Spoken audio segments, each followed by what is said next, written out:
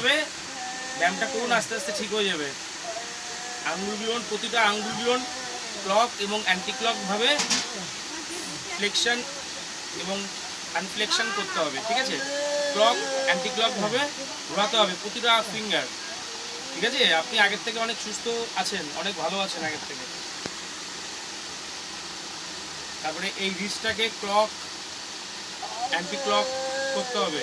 এখন ধরতে দিচ্ছে না, ওনার হাতে খুব ব্যথা আছে, তা আমরা চেষ্টা করব ওনার এই হাতটাকে একটু করার।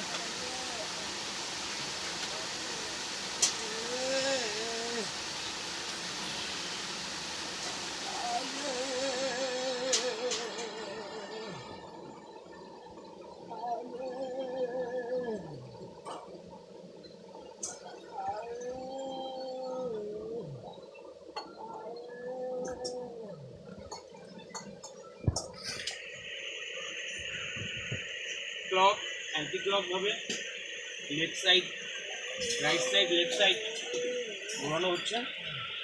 এই পাটা পুরো একদম ব্যান্ড হয়ে যাচ্ছে বলে এই গামছা দিয়ে থেকে টান টান করা হয়েছে পাটাকে স্ট্রেট করার জন্য। ফ্লেকশন করতে হবে পাটাকে